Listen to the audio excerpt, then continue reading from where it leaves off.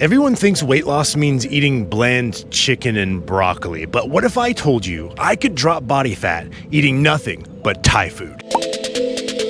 Today in Bangkok, I'm putting that to the test. Now, I've been coaching busy men how to lose weight without all the crazy diets and without going to the extremes. You see, I want health and fitness to add to your life, not remove from it. So if I can't make that work with Thai food today, I'll end up eating my words. So stick around because the end results, they might surprise you.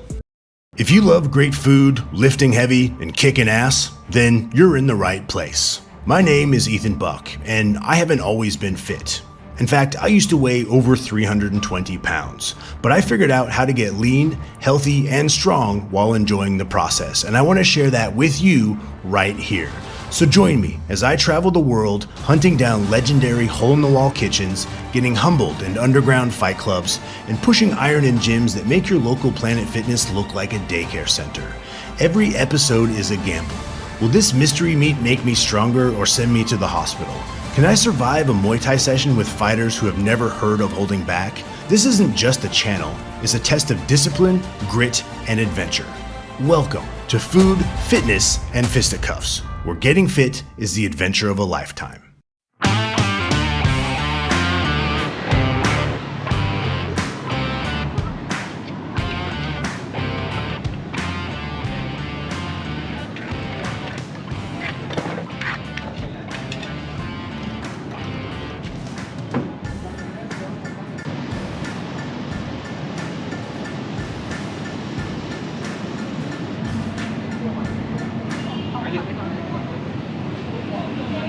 Sawadee krap. Okay. Some video okay, my cup? Okay. Okay, so this place is called Imchan, and it's right by the BTS in Phnom Penh. When I come here fairly frequently, their menu says Thai food, very good, very cheap, and I can tell you that it is because I come here a couple times a week. So right here on the first page, one thing I'm going to get is udang. I'll tell you what that is once we get to it. And then I'm going to get something else. But just look how thick this menu is. I mean, they've got so much different food here. Various prices, but for the most part, around $2 to $3 per plate or per meal. And I can just, flip through. They've got omelets, salads. They've got some Chinese meals. They've even kind of got this infusion Italian spaghetti with Thai flavors, which is interesting. They've got desserts and they've got drinks. So just as a side note, that right up there, the mulgrop, is my favorite, but that will not be on this episode because it is deep fried pork. It's called mulgrop. It's crispy pork. And I'm just looking at it, wishing I could have it today, but I won't be doing that because that's several hundred calories, if not 1,000. So let's go ahead and order and talk about the food here. Sawadee krap. เอาวุ้นเส้นกุ้งครับวุ้นเส้นกุ้ง วุ้นเส้นใส่กุ้ง ใช่ครับและหมูแดงครับใช่ที่นี่มีเป๊ปซี่แม็กซ์ไหมครับนุ่งครับ I love how in these places you're pretty much eating right next to the kitchen. There's no real go in the back. It's private. You don't see what's going on in there. You see everything. You see them washing up. You see them making your food right in front of you. And it's right here on the street. This is the busiest street in Bangkok, by the way. It's called Sukhumvit. So we're right here.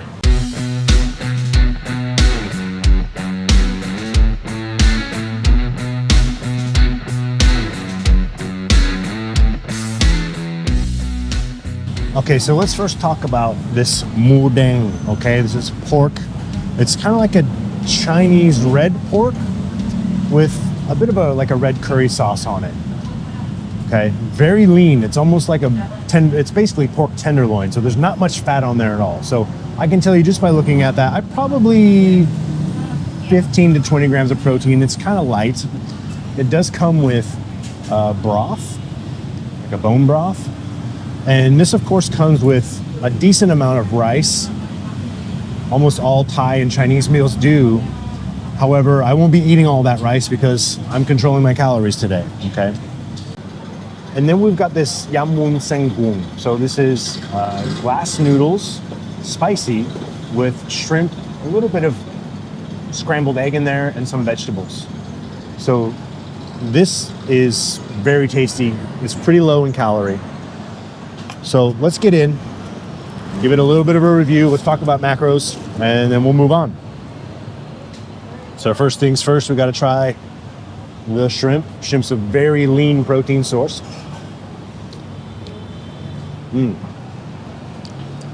Fantastic. Now let's take a look at these noodles. Okay, now these noodles are not your typical rice noodles. They're called glass noodles. And while they do have carbs in them, it's not as much as your typical vermicelli or rice noodle, okay? And this is where most of the flavor is going to be. Oh yeah.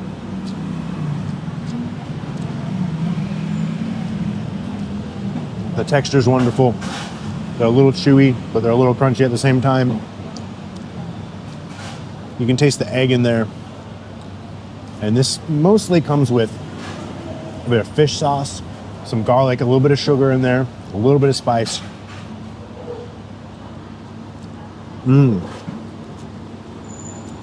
So this meal here, an average plate with the egg, with a bit of shrimp, also probably around 15 to 20 grams of protein. So I'm probably getting 30, 35, 40 grams of protein here in total right now. And with these noodles, probably about 40-ish grams of carbs. And this is very low fat because they don't put any fat in this dressing, and shrimp is incredibly low fat. It's got probably 1 or 2 scrambled eggs in it. So maybe, I don't even think that's 2 eggs, that's 1 egg. So maybe 6, 7 grams of fat. So pretty low calorie, okay? So let's just get our calculator out, because when you're counting macros, you are doing the math diet, right? So if we say just this plate, the glass noodles with shrimp, 40 grams of carbs, 20 grams, say maybe 20 grams of protein, now that I look at it, and then we add the fat in, we're probably looking at about 200 to 250 calories just in this plate. So the thing with fat loss is that you want high volume foods for a low calorie cost, meaning food that's as big as possible and very filling, satiating, that doesn't come with a high calorie cost. And this wansengung definitely does that. All right, let's move on to our modang, okay? Like I said, this is pretty much red Chinese pork. It's been grilled, it's very lean, and it does come with that red curry sauce. That red curry sauce can have a little bit of fat in it, a little bit of sugar, but for the most part, it's just spices. That is fantastic. It's not very tender. It's a little tough, but it's a leaner protein. It's kind of a sweet, almost Chinese flavored curry. It's not like your typical Thai red curry. It's not spicy. It's a little bit more sweet and sour than anything else. Now, like I said, they put this over rice. I'm about to go to the gym after this. I'm not a fan of eating a huge meal before the gym. I don't perform very well. I don't feel that great. Volume-wise is going to make me feel pretty good. Macronutrient-wise is pretty much exactly what I was looking for. Okay, so I'm keeping my calories pretty low with my first meal of the day. So I really want to highlight here, you don't have to be overly restrictive with your diet when it comes to losing weight. You can enjoy stuff like this or anything else that you enjoy as long as you can make it fit into your plan. Now, that's not me saying that you should just go eat whatever you want all the time and just fit it into your macros. I mean, technically you could eat 100% junk food and still lose weight, but that's not going to be very healthy. Calories matter, macronutrients matter, and micronutrients matter. Okay, your micronutrients are your vitamins and minerals and phytonutrients that keep you healthy, right? Keep your immune system strong. So you don't want to neglect that. But if you can slip in something like this or just anything else that you enjoy occasionally and make it fit your plan while losing weight and achieving your goals, and most especially if that keeps you consistent so you don't feel overly deprived and you can maintain the results, i.e. it's a sustainable approach, then that's a win-win-win-win-win situation, right?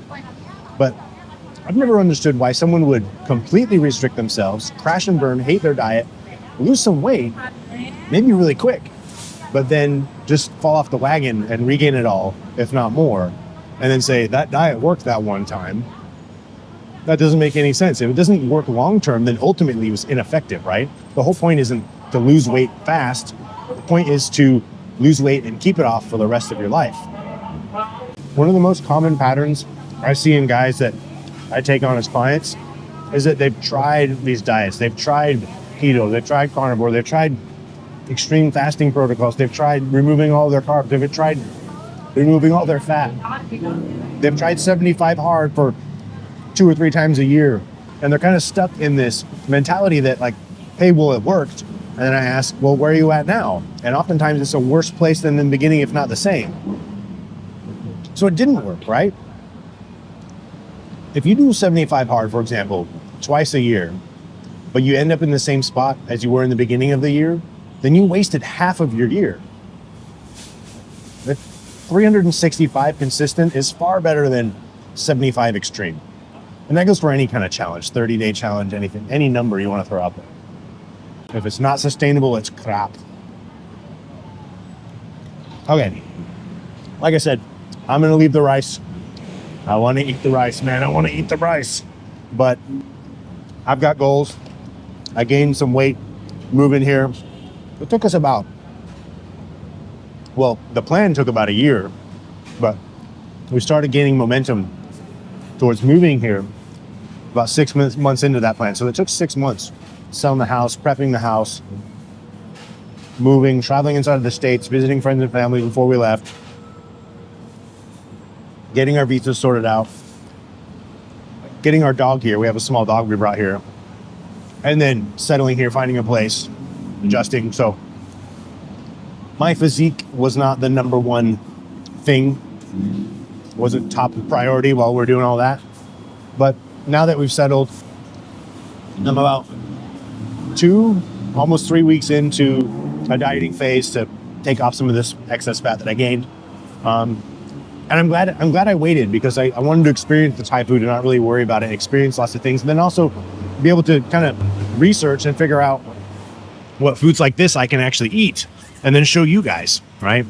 So after a couple weeks, I don't eat 100% street food. I also cook my meals at home, but I do eat out fairly frequently, and I am buying stuff that you're going to see today, okay? When I go out to eat, you're going to see almost everything I eat in this episode. So make sure you watch until the end, because we got some interesting places coming up, and you're going to be surprised at what I'm able to eat while losing body fat, all right? So what we're going to do now is I'm going to go to the gym. I'm going to talk to you a little bit there. Don't worry, we're not going to do a long, boring workout segment. And then we're going to go find a really cool spot. Hopefully it's open. Sometimes these places are closed. You never really know. That will give you a discount based on how many pull-ups you can do. So stay tuned.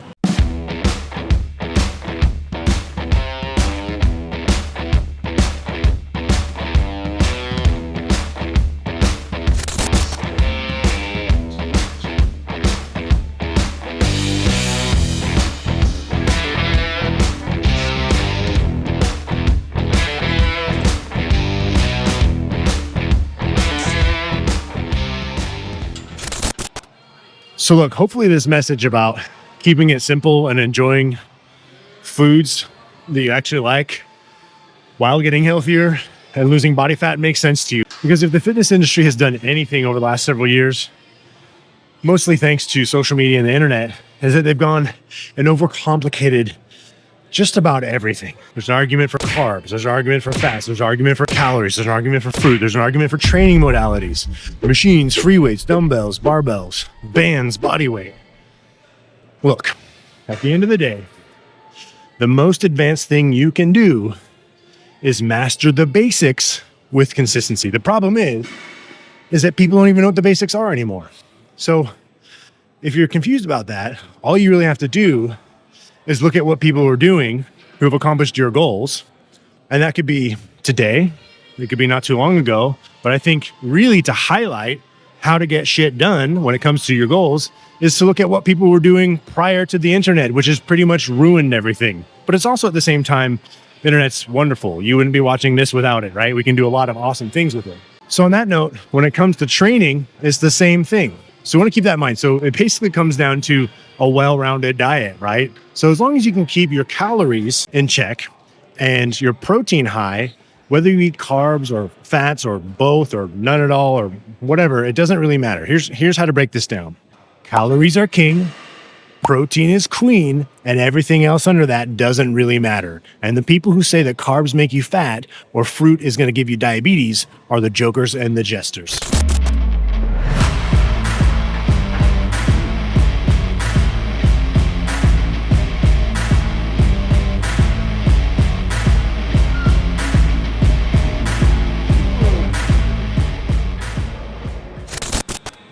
And look, same goes for your training. I mean, you just have to master the basics.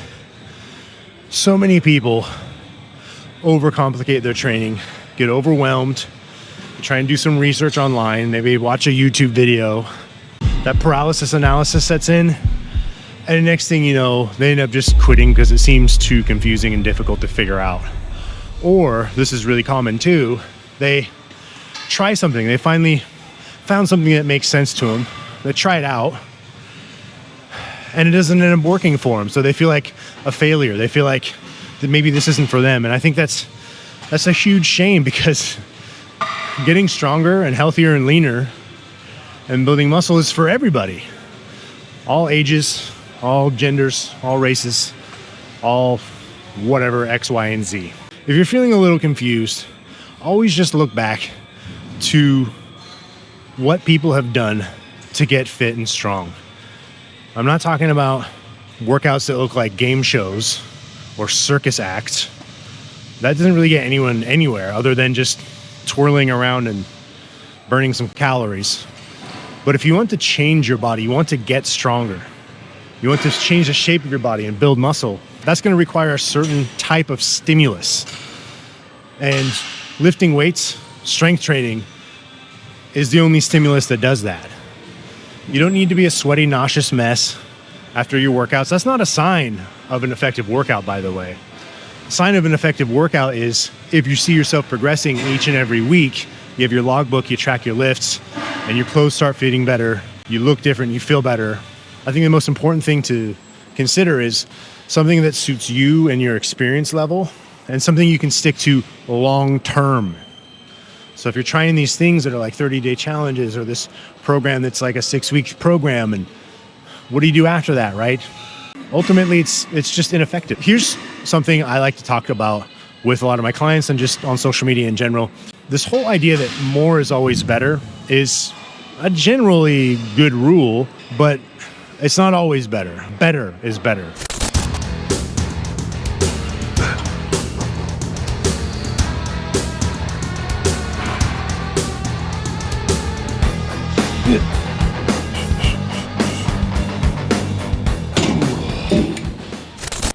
Yes, I'm training back after legs, after squatting.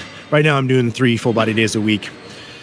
So back to the principles of mastering the basics with consistency being your top priority. Okay, so when it comes to your training, here's what I would tell you. Okay, if you're a busy guy, you're not looking to step on stage as a shredded physique model, you just want to look better, feel better, live longer, be stronger, and be more capable, then here's what you could do, okay? If you've tried all these different things that don't really work out for you long term, you could do 3 full body days a week, kind of like I'm doing now. That's not what I always do. It is what I have a lot of novice clients start out with. And by the way, you can do this even as an advanced person if you're handling other things in life or different training priorities just to preserve muscle and strength.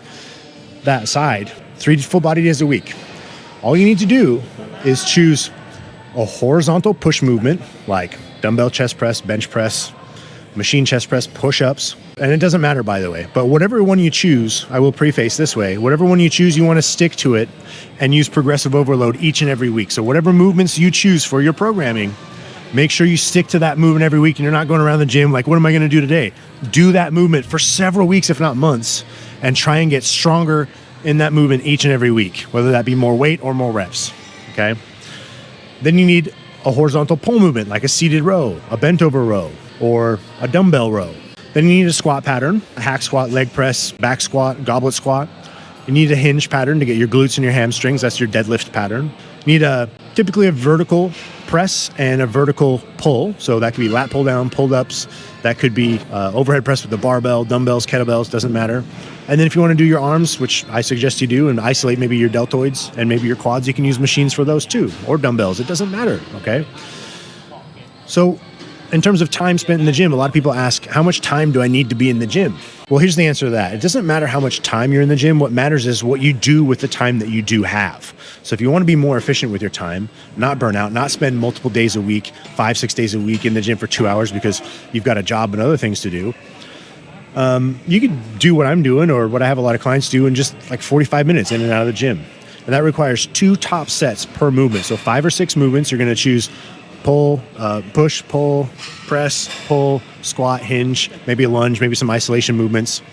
Just 2 top sets. That means you might want to warm up with a few sets with an ascending load to the top set. Just 2 top sets and train really close to failure, but make sure your form doesn't break down, okay? We don't want to ingrain that bad habit into our brains and into our bodies that we can train with bad form, okay? You want to make sure that you just can't push anymore and your technique hasn't broken down, okay? Or hasn't broken down. Track those lifts. Make sure you do better each and every week.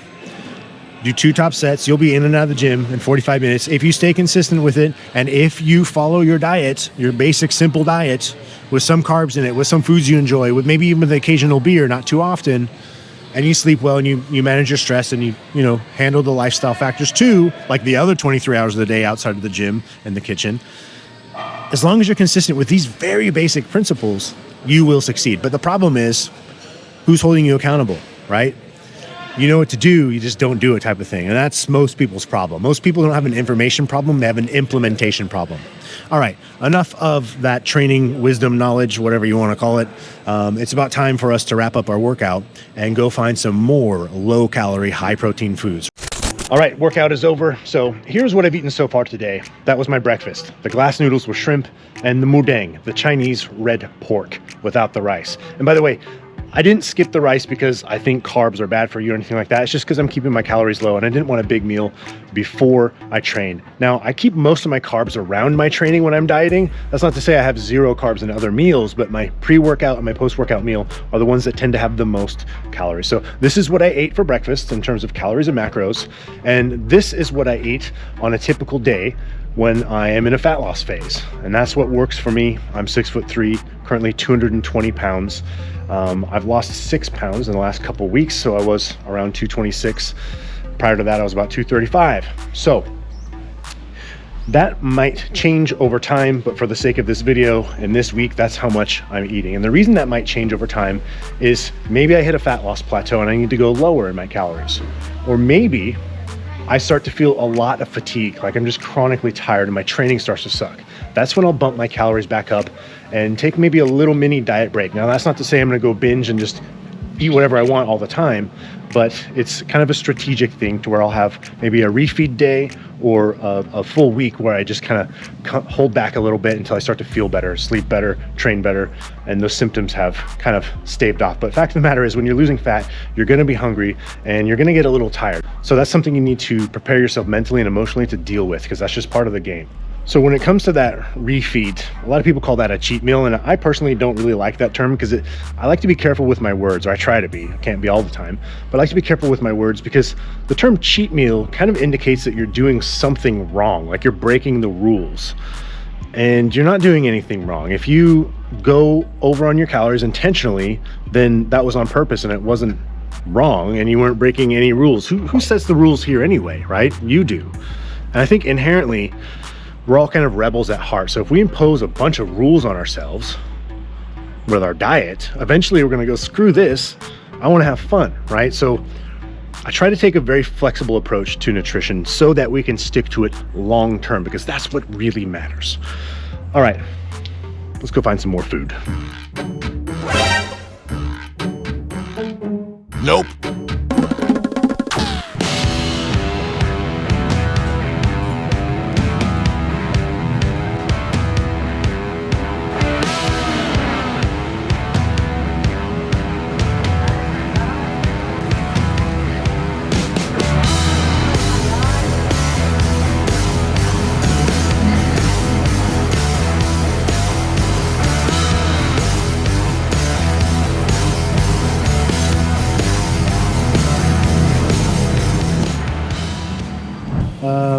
mango cup.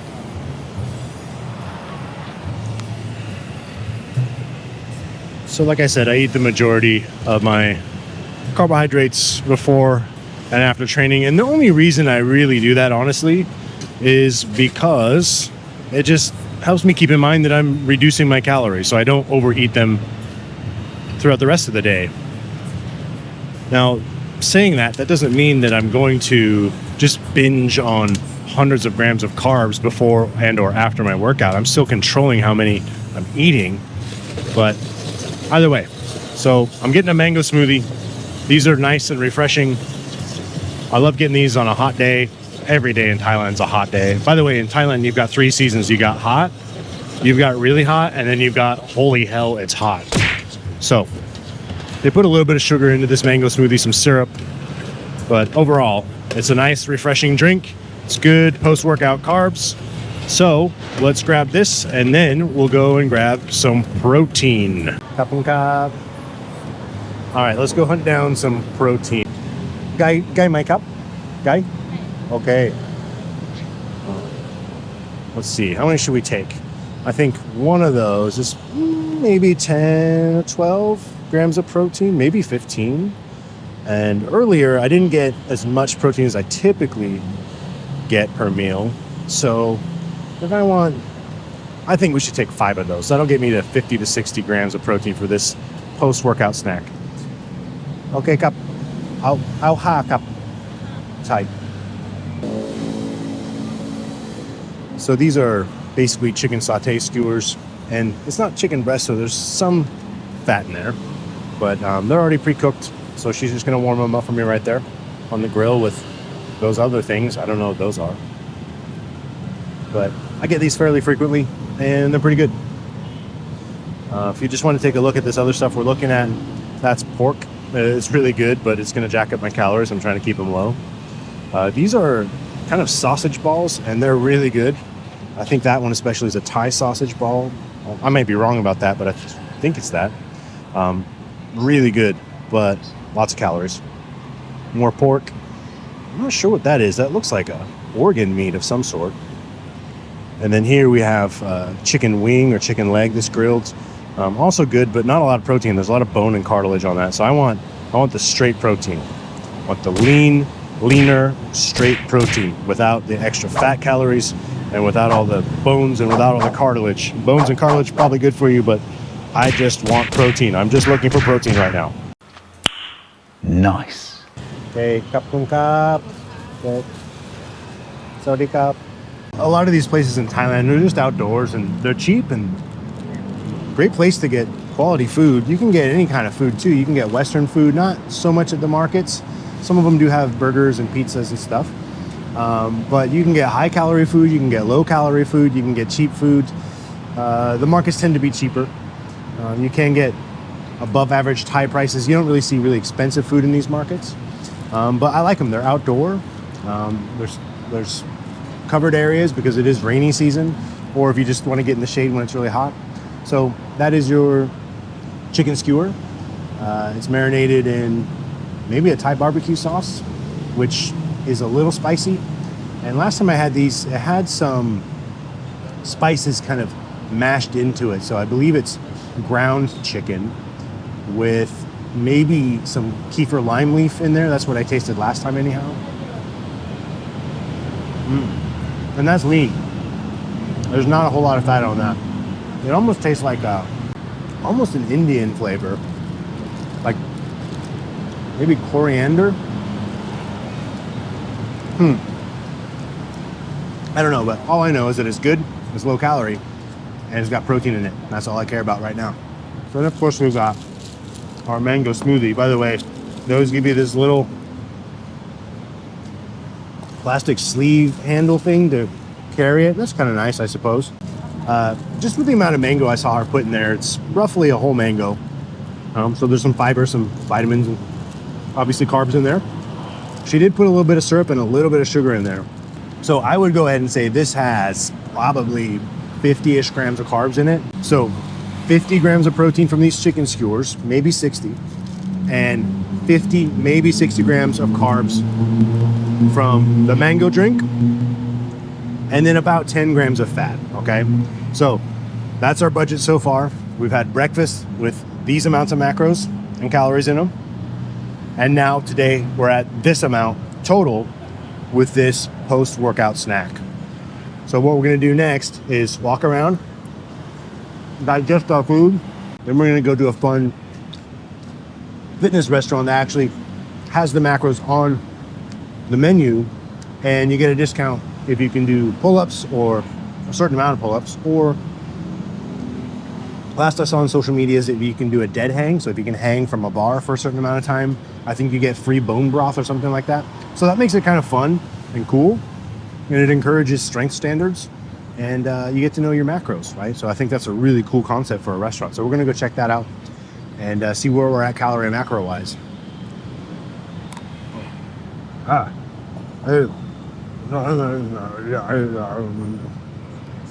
A few moments later.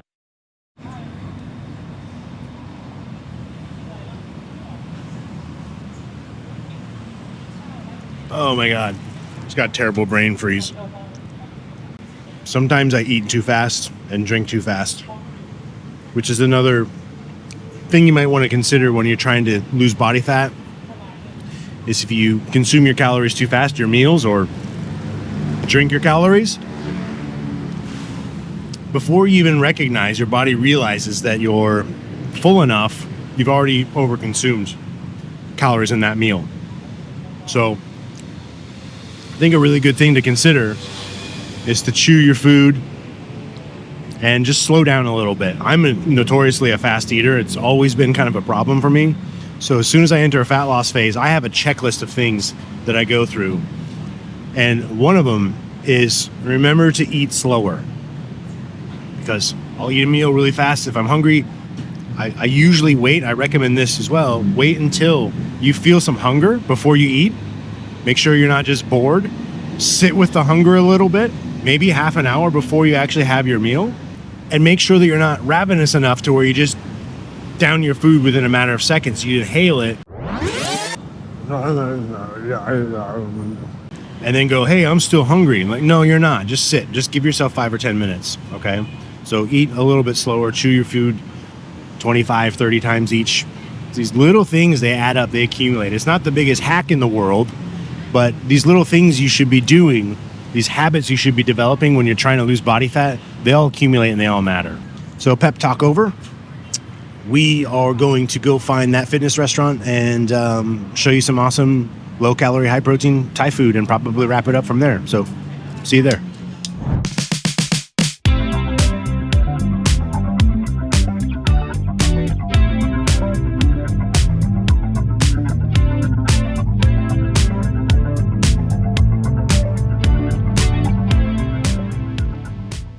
Okay, so they have a fitness challenge here. This is the pull-up bar at the restaurant.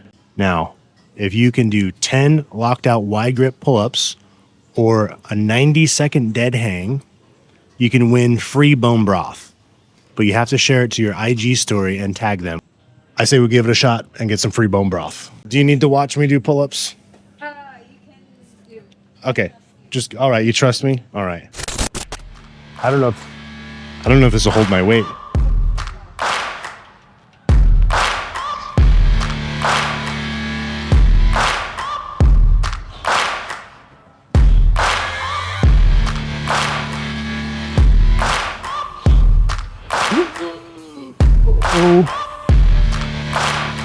Okay. Ooh. There we go. I believe that was 11. So we just scored some free bone broth. Let's go ask the lady to give it to us. Okay, I did 11. 11? Yeah, you trust me? Yes. All right, thank you. So I actually have about 1,440 calories left today. So I can afford to get a decent meal and maybe a little treat afterwards if we can find it and make it fit. But the challenge is going to be, I still have a decent amount of protein to hit because I've only had about 100 grams so far today. And I typically eat double that, or at least 180. So I want to hit a minimum of an extra 80 grams of protein. So I'm going to look at the menu and see what has the most protein. What would you eat here? Maybe grass-fed beef kapow, pumpkin, maybe an omelet. This larb is really appealing. I love that. Tenderloin sounds good. Looks kind of small. It's a little on the spendier side, but beef is kind of rare in Thailand, or just more pricey. This also sounds interesting. So yeah, what would you have? So they have these sparkling protein water drinks with 12 grams of protein in them. So I had to get one of those.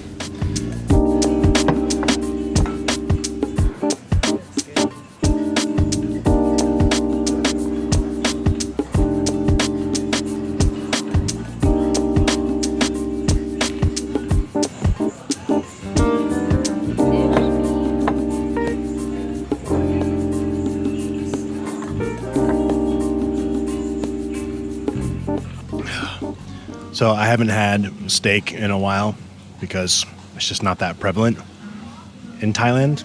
I mean, you can get it, but it's a little bit more spendy. So I'm really enjoying that. Now this steak, I only get it rare or semi-rare. And it has like this pesto has a little bit of spice in it. It's like a pesto, but it's garlicky and spicy.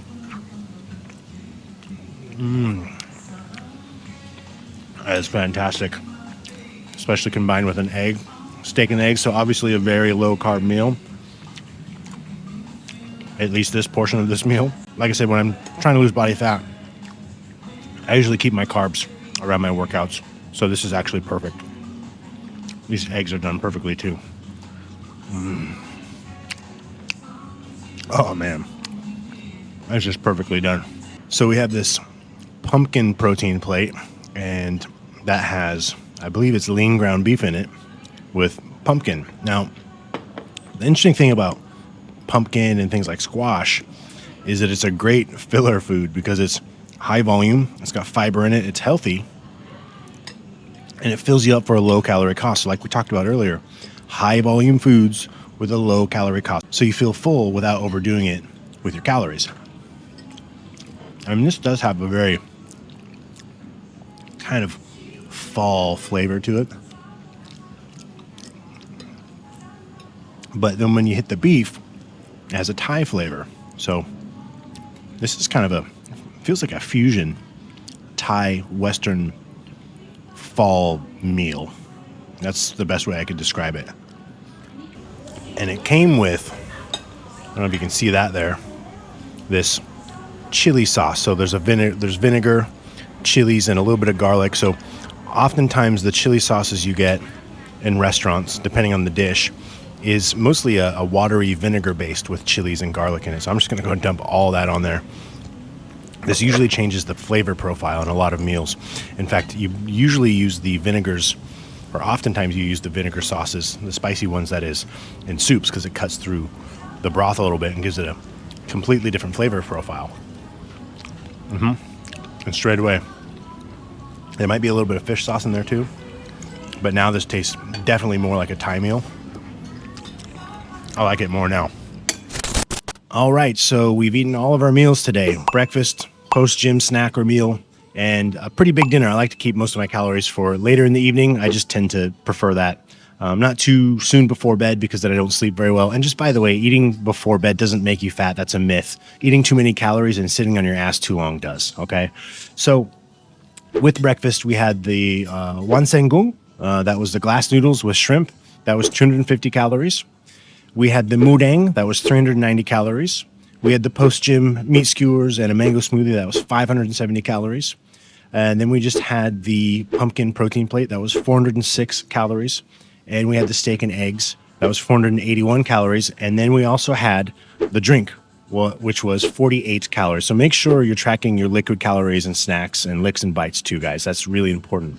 Can add up, and then you'll be wondering why you're not losing weight. It's because you're not tracking absolutely everything you're consuming. You have to track all of your meals and your snacks and your drinks too if they have liquid calories, okay? So those still matter. It's a common mistake. That's why I emphasize it, all right? Now, in total, we actually nailed it. So that comes to a total of 2,145 calories for the day and 210 grams of protein. So knocked it out of the park. And here is the cracker. Here is the awesome part. We still have 255 calories left. Whether that comes from carbs, sugar, fat, or both, I don't care. I just know that it's 255 calories, which means we might have room for some Thai kanom. Kanom is dessert, these special Thai desserts, and there's a lot of really good ones. So let's go find a Thai dessert we could enjoy and still maintain our calorie deficit for the day and continue to make progress with our fat loss goals. So look, guys, you can go out and eat. If you know what you're eating, you know how much is in there, you can eat pretty much anything as long as you're making healthy choices the majority of the time and you're watching how much protein you're consuming. It's really that simple. The difficulty is being consistent, developing the habit, and holding yourself accountable. And if you need help being held accountable, you can work with a coach. Here I come. Oh, here I come. Oh.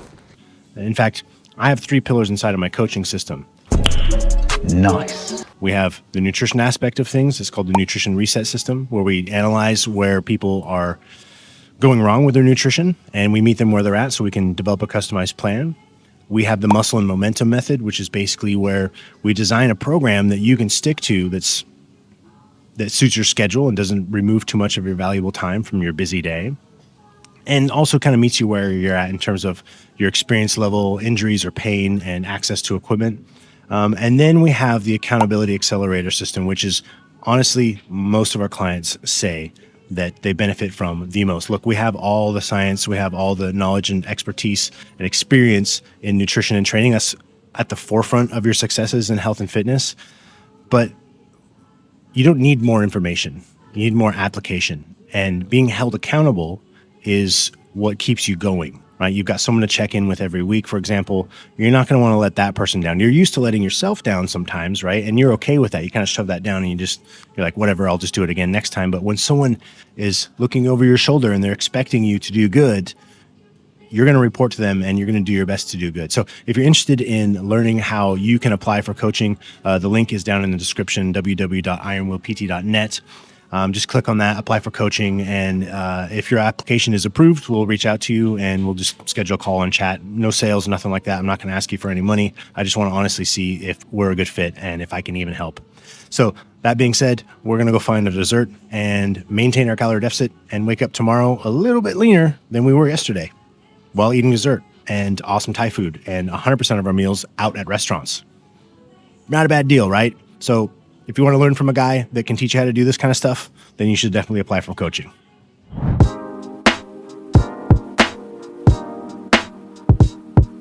So if you ever come to Thailand, you'll see that people shop at 7-Eleven all the time. There's a 7-Eleven on every corner and in between every corner. So this is the dessert section. Just by the way, as a side note, I'm not getting these tonight, but this is pickled mango. And it is awesome. It's kind of sour and sweet and crunchy. I love snacking on that at night. It's a pretty low calorie snack for nighttime. And just also, you can get just random purple sweet potato. That's nice and sweet. And it's not incredibly sweet like an American sweet that Americans and Europeans are used to. It's just sweet enough to where you feel like you're eating something sweet. But this is what I'm after right here. Salted egg lava mochi. Now, this is 520 calories. So I'm going to be splitting this with my wife, Angela, but these are amazing. Well, let's just buy it and then I'll tell you what it tastes like outside.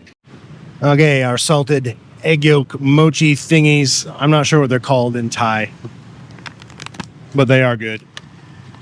And I'll be tempted to eat all of them, but like I said, I've got goals and I'm not going to go over my calorie budget for a couple little mochi things. That's kind of silly. I don't think a grown man should really do that. You can apply some discipline. So look, this is basically a salted egg mochi. There's an almond sliver on top of it. They're lovely and fluffy and soft and chewy and gooey and sweet. Just look on the inside there. Creamy, eggy, salty and sweet at the same time. I love those. I want to eat all of them, but Camera Lady's going to eat the other two. So guys, you can do it. So if you haven't already, remember to like and subscribe, leave a comment down below, and click the bell for notifications when we upload new videos. They're going to be coming to you weekly and probably twice a week sometime soon. We're going all over. Right now we're in Thailand.